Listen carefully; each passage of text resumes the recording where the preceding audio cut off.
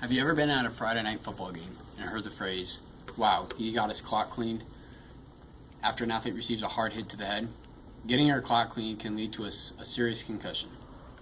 Today I will be telling you what a concussion is, who gets them, and describing the signs and symptoms, and explaining the recovery process and what can be done to help avoid a concussion injury. I am credible in talking about this because as a certified coach, I have to take a concussion training course every year. And after suffering one for myself, I think that this is something that's important that everybody needs to be aware of and educated on. According to the Mayo Clinic, a concussion is a traumatic brain injury caused by a jolt, blow, bump to the head. And that can change the way your brain works. A concussion can happen in any sport where there can be contact, whether with another player, with equipment, or even the ground. When this contact happens, there is very little room for the brain to swell inside the skull. Therefore, the pressure of the injury affects the central nervous system. The pressure can cause various reactions to the body, including coma and even death. So, who gets concussions? The Center for Disease Control estimates that there are approximately 1.9 to 3.8 million diagnosed concussions per year. That seems like a wide gap, but all too often, athletes do not seek the medical care for a probable concussion.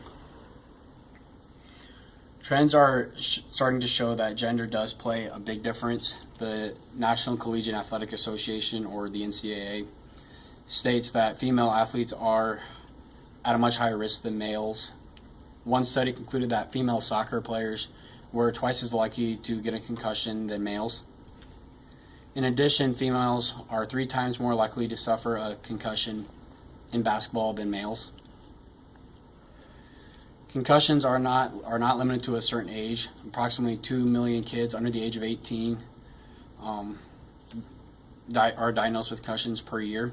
Whether a child is playing a sport or doing a recreational activity, it is important to protect their brain to prevent a concussion.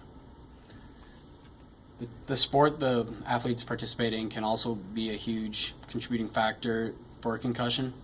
As you see, football, boys ice hockey, and girls soccer are the highest risk for concussions. 90% of concussions occur without loss of consciousness, so it's important to understand the signs and symptoms of a concussion. Signs are something that someone can observe from the athlete, whereas symptoms are what the athlete may be feeling. Signs of a concussion include being very emotional, sad, nervous, or anxious. The athletes seem confused or forget what happened and answer questions very slowly.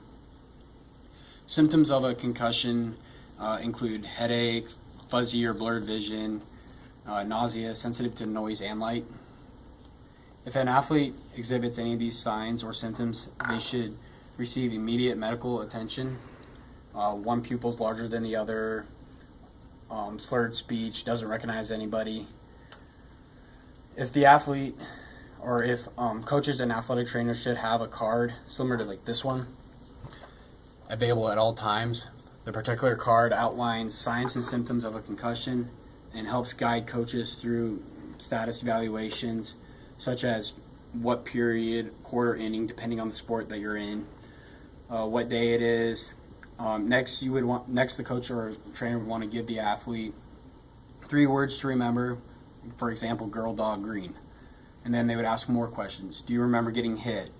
Ask the athlete to repeat the days of the week backwards, and including the months of the year. And then after that, you would want to go back and ask the athlete to repeat the 3 words that you stated earlier. If they cannot answer these correctly, they should definitely not be allowed to be back in or return to play, and they should be evaluated furthermore by medical staff. Athletes who have one concussion are increased risk for another, and if a repeat concussion occurs before the brain has a chance to recover, their recovering process is slowed down. It is vital to follow this adjusted 6 steps recovery plan. Step 1, no activity. Step 2, light exercise. Step 3, sport-specific exercises but no head-on impact yet. Step 4, they can return to vigorous but not contact yet. Step 5, they are finally allowed to have contact. And then step 6, they are allowed to be participating in the game. The earliest that an athlete should be allowed to participate is 1 week. And then while concussions can be avoided, there are things that can be done to help prevent the occurrence. Coaches, athletes, and parents should be educated about concussions. Coaches should monitor the health of their athletes, and equipment should be checked daily. And proper technique should be taught by the coaches. Again, a concussion is a traumatic brain injury caused by a blow to the head. It is important to know that the signs and symptoms of a concussion and get proper medical attention, because if you don't, then it could hurt in the future.